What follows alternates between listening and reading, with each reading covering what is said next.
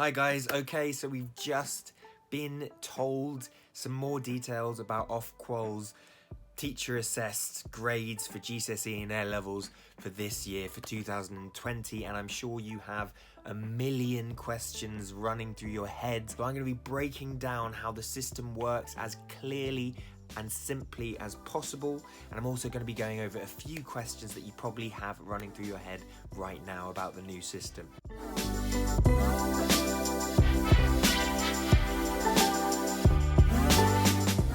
Now guys, firstly, just to say, you must be feeling kind of overwhelmed at the moment, kind of out of control of things at the moment. Before, you were in the driving seat, and the more hard work you put in, the better your grades would be, or that was the feeling you might have had.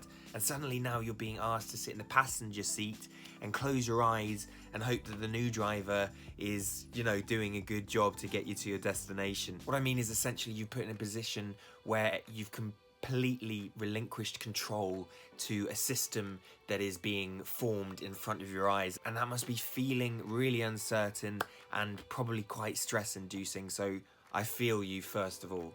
So what I'm going to do in this video is try and get rid of some of that uncertainty, at least by clarifying how the system will actually work from now on, and give a few commentary points about what's going to happen from this point on. Okay, so I'm going to break down the system into three very simple steps, and that's the majority of what is going to happen. There are obviously a few other bits and pieces as well, but these are the three key steps that are going to happen in order to get your grades. Okay, the first two steps lie with your teacher. So step number one is your teacher is going to give you predicted grades based on your performance throughout the entire time that they've had you. Step number two, ranking you. Now this one's a little bit more complicated because we haven't done this before, but let me put it in terms like this. So let's say they put you and 5 others as getting a grade 7. They'll then need to rank those 5 students in terms of the certainty they think you'll get that grade. So number 1 is the most certain to get a 7, and number 5 is the least certain, in their mind at least, to get a 7. And by most certain and least certain, I mean what they think you would have got if the exams had taken place. And then step number 3 is exam board moderation. Now, essentially, moderation is making sure that any biases or individual biases that your teachers might have are taken into account and scaled up on a national level. So what does that look like at the moment?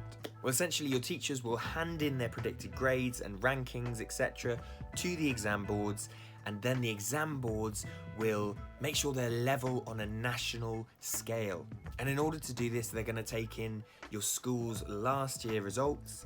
They're going to take into account exam results in general for the school, and they're going to take the national predicted expectations as well in order to level it out across the playing field.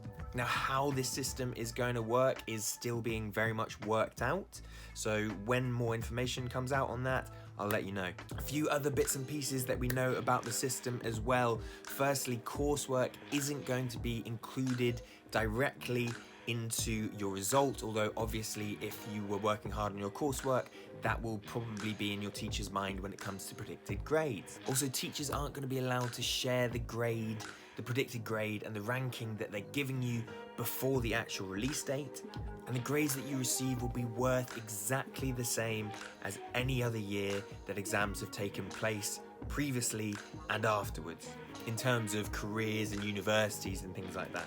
There's going to be no difference. Now, there's also a proposed appeal process in the form of exams in the autumn. Now, this is very much not set in stone and still very much being worked out, but it does offer a potential window of control on your side. The only issue with this appeal process is that because it's in the autumn, it might be too late if you're in year 13 and going on to university next year in order to appeal that. What that looks like at the moment, I'm not sure. Okay, so some general thoughts on the system. It's obviously not ideal, and you've had this massive curveball thrown at you from this crazy world event, and suddenly you're not in the control seat. Of course, having exams would be ideal, because that's not possible, the system is essentially trying to do the best it can in an unprecedented situation. Of course, having exams would be the ideal situation, but in the situation that we're in, I know, having talked to my teachers network, they are going to put so much effort into making sure that you get the grades that you deserve. What would my advice be to you right now? Firstly, I'd say, again, I keep saying it, you are just not in control of what is going to happen right now. You've done the work. You've now been put in a position where others are going to do the work for you. And just for your own sense of peace of mind, I just let that happen, because there's very little you can do now. I've heard from my teacher friends that any work that you hand in now is not going to be counted in the new system. So unless your school is and teachers are specifically asking for it, I wouldn't frantically write loads of new work and send it to them, because it's unlikely to make a difference. Of course, if your school and teachers are asking for that, then do send that in and follow their advice.